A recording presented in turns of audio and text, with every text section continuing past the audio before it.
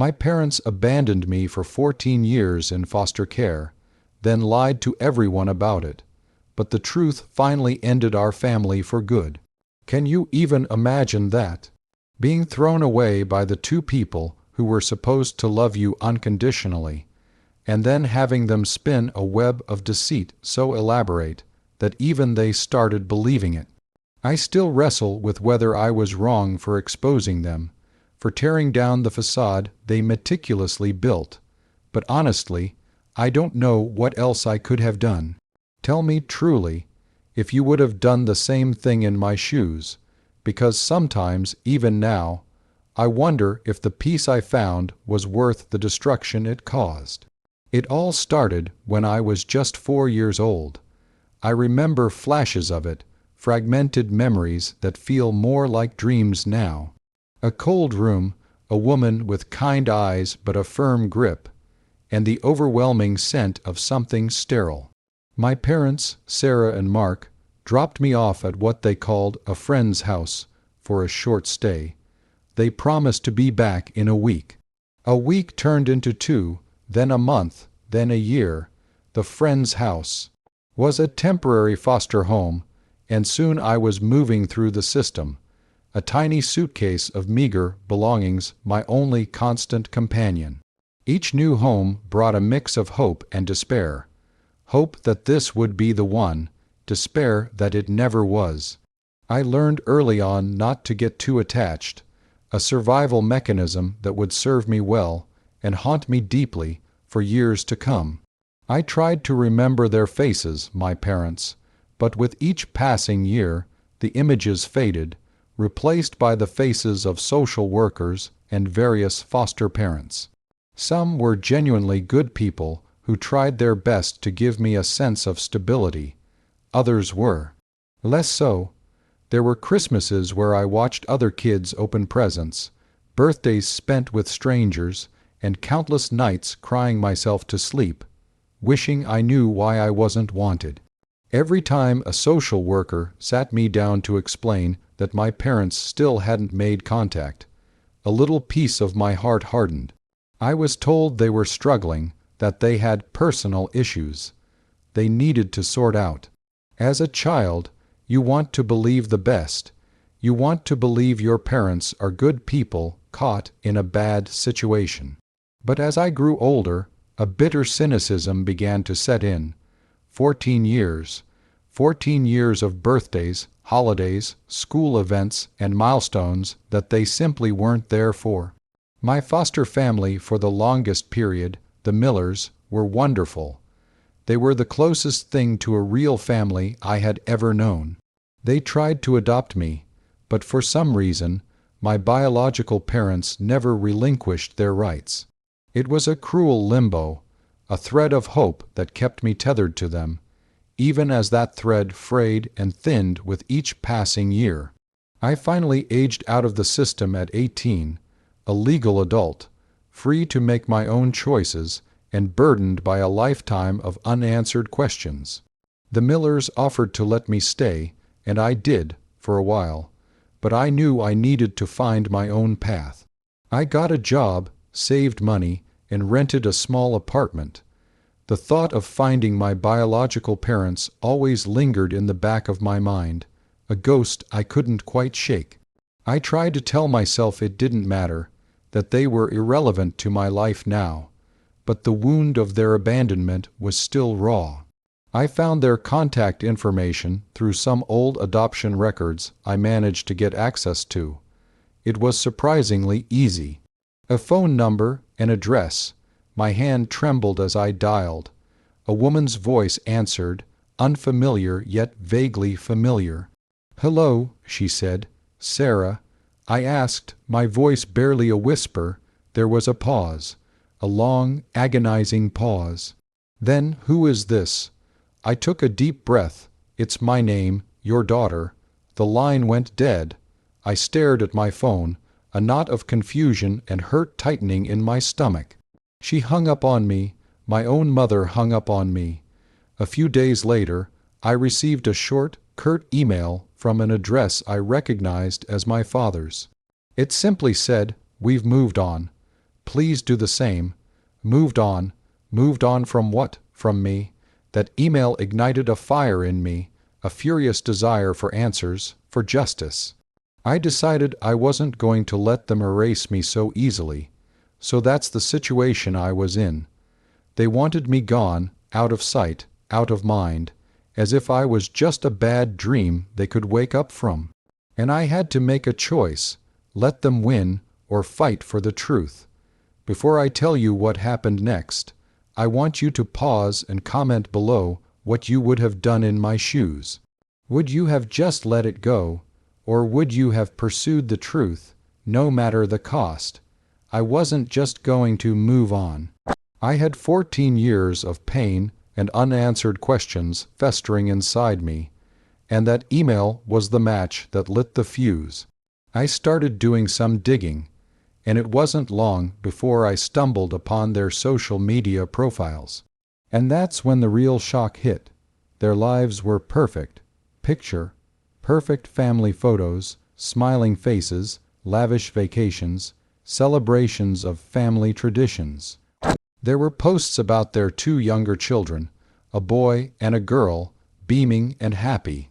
It was clear they had built an entirely new life, a new family, and had completely erased me from their history. What truly infuriated me, though, were the comments from their friends and extended family. Such a beautiful family. You two are such amazing parents. Your kids are so lucky to have you. I scrolled through hundreds of these, a cold dread settling in my gut. They hadn't just moved on. They had lied to everyone. They had created a narrative where I never existed, where their lives were unblemished by the shame of abandoning their first child. The rage I felt was volcanic. I decided then and there that I wasn't going to stand by and let them continue their charade. I needed them to acknowledge me, not for forgiveness, but for the truth. I crafted a carefully worded message, attaching a childhood photo of myself, a photo of my 4-year-old self, the last time I remembered truly being with them. I sent it to my mother's email, not expecting a reply, but needing to make my presence known. The next day, I received a frantic call. It was Sarah, my mother, her voice trembling, not with remorse, but with panic. "What do you want?" she hissed. "Why are you doing this?" "I want answers, Mom," I said, the word feeling foreign and bitter on my tongue. "I want to know why you abandoned me, and why you've lied to everyone about it." She started crying, a theatrical, self-pitying wail that did nothing but fuel my anger. It was complicated, my name, you don't understand, try me, I challenged. She then proceeded to spin a convoluted tale about how they were young, struggling, and how they thought placing me in foster care was the best option for me. She claimed they always intended to come back for me, but life got in the way. She even had the audacity to suggest that my presence now would ruin everything for their new family. I listened, my face impassive, as she painted herself as a victim of circumstance, never once taking responsibility for her choices. Then she made me an offer, a sum of money, a significant amount, in exchange for my silence, for me to disappear from their lives forever. "Just leave us alone," she pleaded. That was the last straw. They were trying to buy me off, to make me a dirty secret. "No," I said, my voice cold and steady, "I'm not going to disappear, and I'm not going to be silenced." I hung up. I knew what I had to do. It was a gamble, a risky move that could either bring me closure or shatter me even further. But I couldn't live with their lies anymore. I wrote a long, detailed post on social media, recounting my story from beginning to end. I included photos of myself as a child and screenshots of their current perfect family photos, contrasting them with my experiences. I tagged their relatives, their friends, everyone who had ever commented on their posts.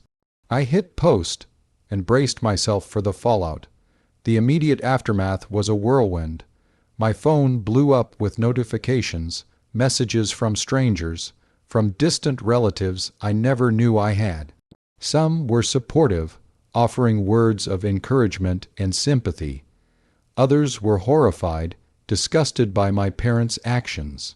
And then there were the angry messages from my parents' friends and family, accusing me of being vindictive, of trying to destroy a happy family. My parents were exposed.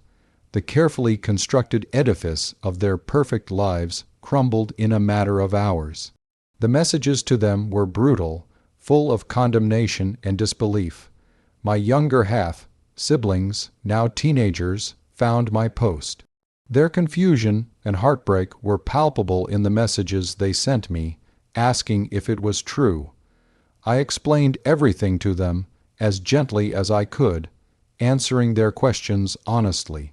It was a heartbreaking conversation, but I felt a strange sense of vindication. The truth was finally out. My parents' marriage didn't survive the scandal. My father, Mark, was furious with my mother for not handling me better, and my mother blamed him for everything. They eventually divorced. Their social circle evaporated, their reputations in tatters. They lost jobs, friends, and the respect of many family members. It wasn't the revenge I sought, but it was the natural consequence of their deception. I never truly wanted to destroy them, but I needed them to face the truth, and they couldn't. My half-siblings, after much turmoil, eventually reached out to me. We're slowly building a relationship, navigating the complexities of our shared, yet vastly different, pasts. It's not easy, but it's a start. I finally have a sense of peace, a quiet understanding that the truth, no matter how painful, is always better than a lie. It was a long, arduous journey, filled with pain and anger, but also with an unexpected sense of freedom. I finally understood that their abandonment wasn't a reflection of my worth, but a reflection of their own failures. So there you have it, my story. It was a messy, heartbreaking, and ultimately liberating experience. I still carry the scars of my past, but I'm no longer defined by them. I found my voice, I found the truth, and I found a measure of peace. What do you all think? Was I right to expose them, to tear down their lies, even if it meant destroying their family as they knew it? Let me know your thoughts in the comments below. Like this video if you were on my side, and subscribe for more stories like this. Share your final thoughts on this whole mess in the comments section. I'd love to hear them. I'll see you all in the next story.